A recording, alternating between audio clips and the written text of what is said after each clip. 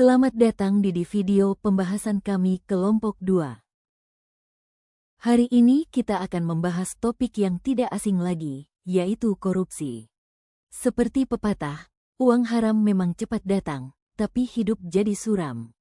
Korupsi bukan sekadar pelanggaran hukum, melainkan juga penyakit sosial yang merusak kehidupan bersama.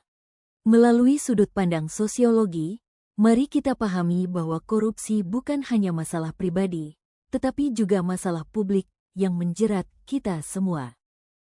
Korupsi adalah salah satu penghalang terbesar pembangunan di Indonesia. Ia melemahkan keadilan, menghancurkan kepercayaan publik, dan memperlebar jurang kesenjangan sosial. Akibat korupsi, pelayanan publik yang seharusnya dinikmati masyarakat berubah menjadi beban, pembangunan terhambat, dan rakyat kecil menjadi korban. Karena itulah, membangun kesadaran anti korupsi bukan sekadar soal hukum, melainkan soal keadilan sosial. Kalau kita lihat lebih dekat, korupsi sering dimulai dari masalah pribadi atau personal troubles of milieu. Misalnya, seorang pegawai kecil yang merasa gajinya tidak cukup, lalu tergoda menyalahgunakan jabatan. Atau seorang pejabat yang ingin tampil mewah, mengikuti gaya hidup konsumtif, lalu mencari jalan pintas lewat uang haram. Pada titik ini, korupsi terlihat seperti masalah individu. Namun kenyataannya, dampaknya jauh lebih luas. Di sisi lain, korupsi juga merupakan public issues of social structure, masalah yang berakar pada sistem sosial kita. Birokrasi yang berbelit, lemahnya pengawasan, dan budaya permisif menjadikan korupsi seakan-akan hal biasa. Kalau sistemnya rusak, individu yang lemah akan mudah tergoda. Maka, membicarakan korupsi hanya dari sisi moral individu tidak cukup. Kita perlu melihat akar struktural yang melanggengkannya. Disinilah pentingnya sociological imagination, yaitu kemampuan untuk menghubungkan masalah pribadi dengan struktur sosial yang lebih luas.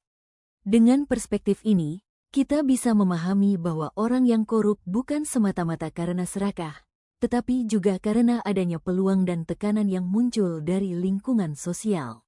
Imajinasi sosiologis membantu kita melihat bahwa solusi korupsi tidak cukup dengan menghukum individu, tapi juga dengan memperbaiki sistem dan budaya yang melingkupinya. Max Weber menyebut dua konsep penting, parvenu dan pariah. Koruptor seringkali menjadi parvenu, orang yang naik kelas semu karena uang haram. Mereka tampil glamor, berkuasa, dan dihormati semu. Tapi di balik itu, ada pariah, rakyat kecil yang jadi korban. Mereka kehilangan hak atas pendidikan, kesehatan, dan layanan publik karena uang yang seharusnya untuk rakyat justru masuk ke kantong pribadi. Korupsi, dengan demikian, menciptakan ketidakadilan sosial yang nyata. Korupsi tidak hanya merusak hari ini, tapi juga masa depan. Generasi muda kehilangan kesempatan untuk belajar, berkembang, dan berkarya karena dana pendidikan yang seharusnya untuk mereka dialihkan ke kantong pribadi. Jika dibiarkan, korupsi melahirkan generasi yang apatis dan pesimis terhadap negaranya. Padahal, generasi mudalah yang seharusnya menjadi harapan perubahan. Korupsi bukan hanya soal miliaran di tingkat atas, tetapi juga ada dalam praktik kecil sehari-hari. Memberi uang pelicin agar urusan cepat selesai, mencontek dan memanipulasi data, atau bahkan membiarkan pungli terjadi tanpa perlawanan. Ketika hal-hal kecil ini dianggap biasa, maka mentalitas korup pun semakin mengakar. Melawan korupsi berarti juga mulai dari diri sendiri. Media massa dan media sosial punya peran penting dalam membongkar kasus korupsi. Laporan investigasi, kampanye anti-korupsi, hingga suara publik di dunia maya menjadi kekuatan untuk menekan pejabat agar bertindak jujur. Namun, media juga bisa dimanipulasi untuk menutupi kebenaran. Karena itu, literasi media masyarakat sangat penting agar kita bisa membedakan informasi yang benar dan yang dikendalikan. Indonesia memiliki banyak lembaga anti korupsi, seperti KPK, Kejaksaan, dan lembaga pengawas. Namun, tantangannya bukan hanya menangkap pelaku, tetapi juga memperbaiki sistem agar peluang korupsi semakin kecil.